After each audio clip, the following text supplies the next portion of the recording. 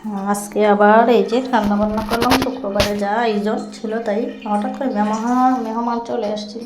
আমরা পোলাও করেছি, ডিম করেছি, মুরগির মাংস করেছি, মুরগি না গরুর গরু গোশত রান্না করেছি, সালাদ করেছি। তো এখন এগুলোই একটু দেখাচ্ছি। তো রান্নাবান্নাটা আমি একটু দেখিনি আপনাদেরকে। এখানে এই যে বেরিয়ে দিচ্ছে।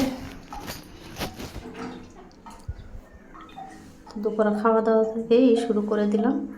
আর এই যে রাতের বেলা একটু রোস্ট রান্না করে রেখে দিয়েছি। পরের দিন মেহমান আসার কথা, সেই জন্য একটু রোস্ট করে রেখে দিয়েছি আমি ডিপে। আসসালামু আলাইকুম সবাই কেমন আছেন? আশা করি ভালো আছেন। আমি আলহামদুলিল্লাহ আপনাদের দোয়ায় ভালো আছি। কালকের ভিডিওটা যেখানে শেষ হয়েছিল সেখান থেকে আবার শুরু করে দিলাম। দেখুন বাচ্চারা পরিষ্কার করা শুরু করে দিচ্ছি। তারপরে এই যে মেহমান আসলো, সেই মেহমানের রান্নাগুলো কে করেছিলাম। তো যেহেতু আমি জানি না, সেই জন্য আমরা নর্মালি যা শুক্রবারে খাই তাই রান্না করেছিলাম। সেগুলোই এখানে এই যে পোলাও, এখানে মিষ্টি বেড়ে রেখেছি, খাওয়ার পর খাবে।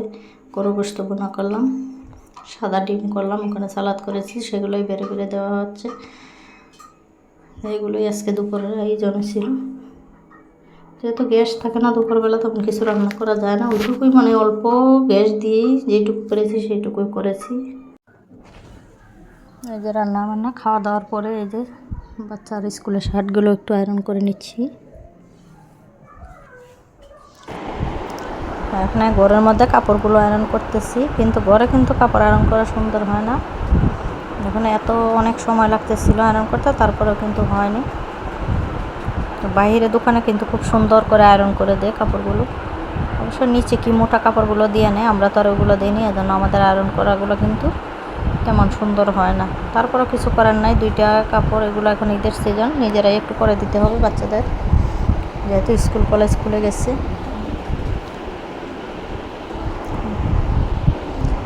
এখানে আমি মুরগিগুলো বের করে রেখেছিলাম, ওটাকে একটু রোস্ট করে নিব। সেজন্য হালকা পাতলা মশলা মেখে এখন রোস্টটা তৈরি করে রাখবো। আমি সবসময় একটু ভালো কিছু রান্না করে ডিপে রেখে দেওয়ার চেষ্টা করি, হঠাৎ করে যাতে কোনো মেহমান আসলে এগুলো রান্না করে দেওয়া যায়। যেহেতু দুপুরের দিকে গ্যাস থাকে না, কিছু রান্না থাকলে হঠাৎ করে কেউ আসলে কিন্তু হয়ে যায়। সেজন্য একটু রোস্ট রান্না করে রেখে দিতেছি। এখানে সব মশলা দিয়ে একটু ভালো করে একটু কষিয়ে নিচ্ছি। রোস্টের মশলাটা যত ভালো করে ভাজা হবে, কষানো হবে, ততই কিন্তু ভালো হয়। আমি যেহেতু রেসিপি দিচ্ছি না, সেই জন্য আমি কি মশলা দিয়েছি সেগুলো আর বলছি না। তারপর আপনারা দেখে দেখে যারা বানান তারা কিন্তু এভাবে দেখে বুঝে নিতে পারেন।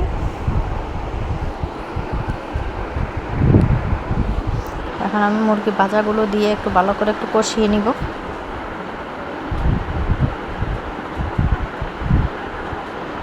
ক্যামেরাটা একটু নড়াচড়া করতেছে, যেহেতু এক হাতে নিয়ে আমি ভিডিওটা করতেছি। অবশ্যই সবাই ক্ষমার দৃষ্টিতে দেখবেন। আর যাদের আমার ভিডিওটা দেখতে ভালো লাগে, অবশ্যই চ্যানেলটিকে সাবস্ক্রাইব করে দিবেন এবং শেয়ার করে দিবেন। আর পাশে থাকা নোটিফিকেশনটা অন করে দিবেন, বেল বাটনটা ক্লিক করে অন করে রাখবেন। আমার ভিডিও ছাড়ার সাথে সাথে আপনাদের মোবাইলে চলে যাবে।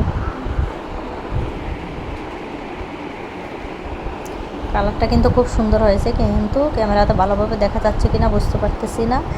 খুব সুন্দর কালার হয়েছে রোস্টের। আমার একটু কষানো হয়ে গেছে, এখন আমি আবার একটু দুধ দিয়ে আবার একটু ভালো করে কষিয়ে নামিয়ে ফেলবো।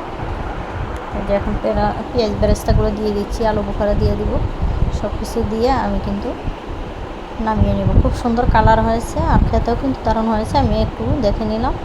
তো এগুলো আমি একটু ঠান্ডা করে তারপর রেখে দিব। দেখুন ফাইনাল লুকটা খুব সুন্দর হয়েছে। এখন এটাকে ভালো করে ঠান্ডা করে ডিপে রেখে দিব বক্সিং করে। তো সবাই ভালো থাকুন, সুস্থ থাকুন, আল্লাহ হাফেজ।